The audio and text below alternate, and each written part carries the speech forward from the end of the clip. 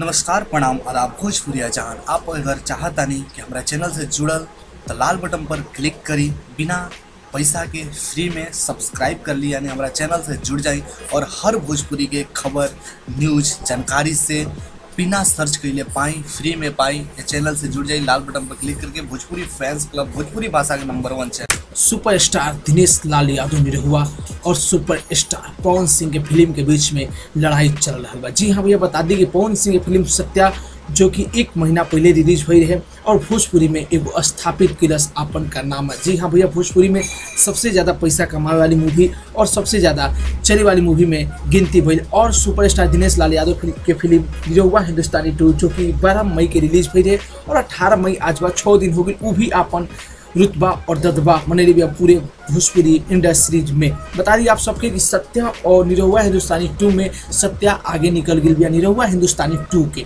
बता दी आप सबके कि सत्या फिल्म जब रिलीज हुई है और केवल भोजपुरी के खेसारी लाल की फिल्म आतंकवादी ही रिलीज हुई है, लेकिन भैया पब्लिक बढ़ चुकल भी निरहुआ हिंदुस्तानी 2 के देखे खातिर। ओकर मेन रीजन बा बॉलीवुड के फिल्म सरकार 3 और साउथ इंडियन इंडस्ट्री के सबसे सुपर डुप फिल्म बाहुबली 2 जो कि बिहार में अभी भी चल रहा बिया, तो पब्लिक बढ़ गई बड़े। जी हाँ भैया, बहुत से ऐसा रिपोर्ट आ रहा बा कि जहाँ पब्लिक 5 आदमी देखे जा रहा बा, वो सोचता कि जौन पैसा में हम निरहुआ हिंदुस्तानी 2 देखब वो बाहुबली काहे ना देख रही। के बारे भैया आप सब जाना तनी कि भारत के हिंदुस्तान के सबसे नंबर 1 फिल्म और साथ ही हमनी के महानायक बॉलीवुड के महानायक अमिताभ बच्चन की फिल्म सरकार 3 आ गई है, तो पब्लिक बढ़ चुका फिल्म देखे खाती। जी हाँ भैया, लोग बॉलीवुड में और साउथ इंडिया में ज़्यादा क्रेज दिखाए, लेकिन जितना भी निरहुआ के फैंस बारे सब कोई जा रहा बा निरहुआ हिंदुस्तानी फिल्म देखे और अच्छा चल रहा है निरहुआ हिंदुस्तानी 2। लेकिन बता दी पवन सिंह के फिल्म सत्या के आगे झुक चुकल भी है। जी हाँ, बता दी कि निरहुआ हिंदुस्तानी 2 के पहले का दूसरा का दिन बहुत ज़्यादा क्रेज रहा लोग के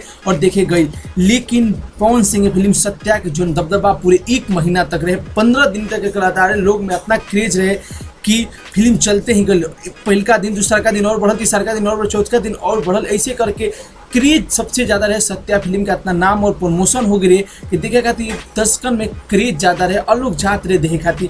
तो ये मामले में निरहुआ हिंदुस्तानी 2 थोड़ा सा झुकत नजर आ रहा है कि पब्लिक के पसंद के। पहल का दूसरा का दिन बहुत अच्छा कलेक्शन के लिए भी साथ साथ इतना पब्लिक गई देखे खातिर, लेकिन अब कुछ पब्लिक कम हो रहा है। जिससे सत्या के देखे खातिर पब्लिक बढ़त गई, वही तरीके निरहुआ हिंदुस्तानी 2 के देखे खातिर पब्लिक थोड़ा थोड़ा कम ही हो रहा बड़े। आगे हो सकता है कि वीकेंड में अच्छा परफॉर्मेंस करें निरहुआ हिंदुस्तानी 2 और 2017 के नंबर 1 फिल्म बने, ये उम्मीद बा। क्या अभी नंबर 1 बा सत्या, तो सत्या के रिकॉर्ड तो निरहुआ हिंदुस्तानी 2 नंबर 1 बने, सबके यही उम्मीद बा। Bye bye, take care. हमारे चैनल के सब्सक्राइब करें, वीडियो को लाइक करें, शेयर करें।